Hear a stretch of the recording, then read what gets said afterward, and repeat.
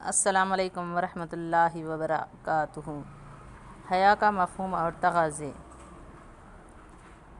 یہ مضمون انعام اللہ فلاحی صاحب نے ترتیب دیا ہے۔ عن ابی ہریرہ رضی اللہ عنہ عن النبی صلی اللہ علیہ وسلم قال الایمان بضع وسبعون او بضع وستون شعبہ فأفضلها لا إله إلا الله وأدناها إماطة الأذى عن الطريق والحياء شعبة من الإيمان۔ متفق علیہ۔ حضرت ابو ہریرہ رضی اللہ تعالیٰ عنہ بیان کرتے ہیں کہ رسول اللہ صلی اللہ علیہ وسلم نے ارشاد فرمایا، ایمان کی 70 یا 60 سے زیادہ شاخیں ہیں، ان میں سب سے افضل شاخ لا الہ الا اللہ اور کم تر شاخ راستے سے تکلیف دہ چیز کو ہٹا دینا۔ حیا کے لغوی معنی وقار، سنجیدگی اور متانت کے ہیں۔ یہ بے شرمی اور بے حیائی کی ضد ہے۔ اس کا مطلب اصطلاحی طور پر نفس کا کسی کام کے کرنے میں انقباض اور تنگی محسوس کرنا اور ملامت اور سزا کے ڈر سے اسے نہ کرنا۔ امام راغب اصفہانی نے اس کی تعریف ان الفاظ میں کی ہے: حیا وہ وصف ہے جس کی وجہ سے برا کام کرنے سے نفس میں تنگی محسوس ہوتی ہے۔ علامہ ابن حجر رحمۃ اللہ علیہ کے نزدیک حیا وہ خلق ہے جو انسان کو نیکی کرنے اور برائی نہ کرنے پر ابھارتا ہے۔ حیا کی 2 قسمیں ہیں، ایک فطری، دوسرا کسبی۔ ہر انسان فطری طور پر زیور حیا سے آراستہ ہوتا ہے۔ اس کے اندر خیر اور بھلائی کے کاموں سے محبت، عفت اور پاک دامنی کے جذبات، سخاوت و فیاضی، انسانی ہمدردی کی بنیادی صفات موجود ہوتی ہیں۔ کسبی حیا کی بنیادی صفت بچپن ہی سے ہر انسان کے اندر ہوتی ہے، اگرچہ کہ کچھ تفاوت ہوتا ہے۔ بعض افراد کے اندر یہ صفت بہت ابھری ہوئی ہوتی ہے، جبکہ بعض کے اندر کمزور ہوتی ہے۔ انسان کے اندر جو فطری حیا ہے، اسلام نہ صرف اس کو باقی رکھنے پر زور دیتا ہے بلکہ اس میں اضافے پر ابھارتا ہے۔ وہ تعلیم و تربیت، تزکیہ نفس کا ایک محکم نظام دیتا ہے جس کو اختیار کر کے فرد اور معاشرے میں حیا کا چلن عام ہو سکتا ہے۔ بے حیائی اور فحاشی کے امور سے حفاظت ہو سکتی ہے۔ وہ عبادات کا ایک محکم نظام دیتا ہے جس کے ذریعے حیا کو تقویت ملتی ہے۔ اسلام نظروں کو نیچے رکھنے اور عورتوں اور مردوں کو اپنے سطر کے حصوں کو ڈھانکنے اور چھپانے کا حکم دیتا ہے۔ آزادانہ اختلاط مرد و زن پر پابندی عائد کرتا ہے۔ بے حیائی بے شرمی کے کاموں پر سزاؤں کا اعلان کرتا ہے، ایسے قوانین دیتا ہے جس سے بے حیائی اور بے شرمی کے کاموں کو پروان چڑھنے کا موقع نہ مل سکے۔ سماج اور معاشرے میں خیر کے پروان چڑھنے کے لیے پوری طرح سے فضا ہموار ہو۔ قرآن مجید میں تمام انسانوں کو تقوی کا لباس اختیار کرنے کا حکم دیا گیا۔ وَلِبَاسُ التَّقْوَىٰ ذَٰلِکَ خَیْرٌ، سورہ اعراف کی آیات 26۔ تقوی کا لباس اللہ کا تقوی اور اس کا خوف ہے، جو شیطان کے وسواس اور اس کے چالوں سے آگاہ رہنے سے عبارت ہے۔ شیطان انسان کو اللہ کی نافرمانی، بے حیائی کی دعوت دیتا ہے۔ اس لیے اسلام جہاں ظاہری لباس زیب تن کرنے کا حکم دیتا ہے، وہیں ظاہر و باطن میں ہر جگہ اللہ کا خوف رکھنے اور تقوی کا لباس اختیار کرنے کا حکم بھی دیتا ہے۔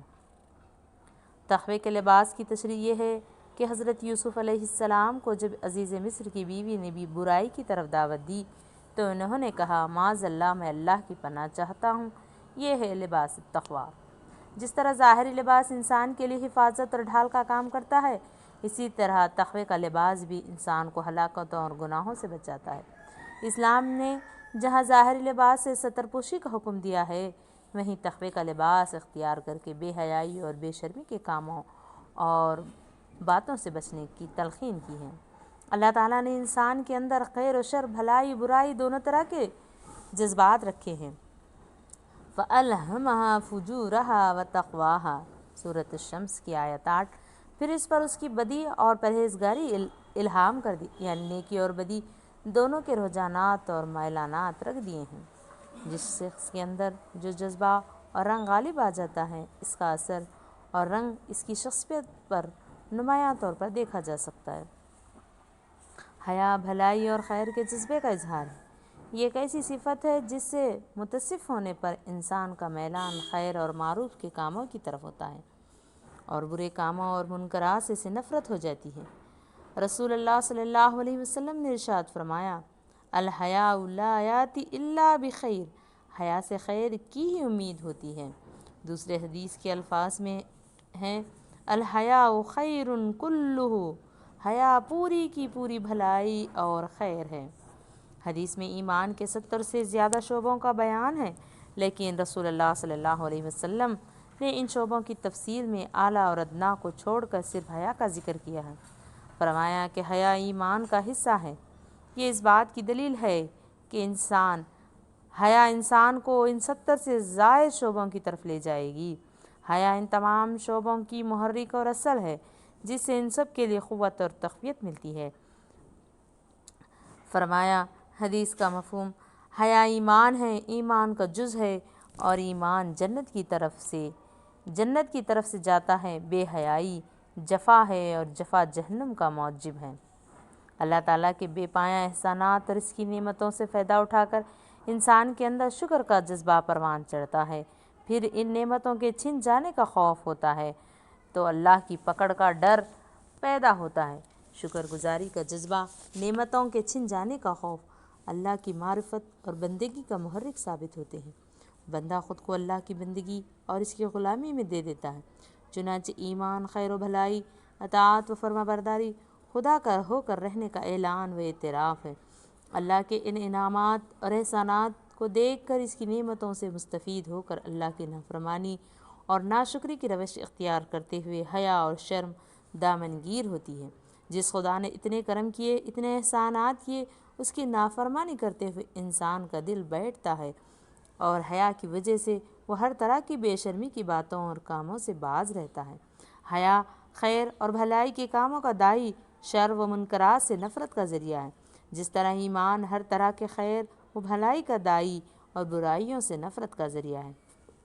ایک حدیث میں ہے کہ رسول اللہ صلی اللہ علیہ وسلم نے فرمایا، حیا اور ایمان ایک ساتھ رہتے ہیں، جب دونوں میں سے کوئی اٹھ جاتا ہے تو دوسرا بھی چل دیتا ہے۔ بیہقی۔ حیا ایمان کا جز ہے۔ ایمان انسانی زندگی کا چراغ ہے، حیا اس کی روشنی ہے۔ جس طرح چراغ اور روشنی لازم و ملزوم ہیں، اسی طرح حیا اور ایمان کا باہم رشتہ ہے۔ اس کی اہمیت کا اندازہ اس سے لگایا جا سکتا ہے کہ انبیاء علیہ السلام کی تعلیمات میں حیا کا اعلیٰ مقام رہا ہے۔ رسول اللہ صلی اللہ علیہ وسلم کا ارشاد گرامی ہے، بخاری میں ابن مسعود روایت کرتے ہیں، انبیاء سابقین کے کلام میں جو باتیں ملی ہیں ان میں سے یہ مقولہ بھی ہے کہ اگر حیا ختم ہو جائے تو جو چاہو سو کرو۔ حیا انسان کو بے حیائی کے کاموں، نازیبا اور خلاف ادب باتوں اور حرکتوں سے روکتی ہے۔ اس لیے کہا گیا ہے کہ جب حیا اور شرم نہیں تو انسان جو چاہے کرے، اس کو روکنے والی کوئی چیز باقی نہیں رہتی۔ اللہ تعالیٰ سے التجا ہے کہ اللہ تعالیٰ مجھے اور تمام سننے والوں کو اور امت مسلمہ کو حیا والی زندگی عطا فرمائے اور آنے والی نسلوں میں بھی حیا کو قائم دائم رکھے، آمین یا رب العالمین۔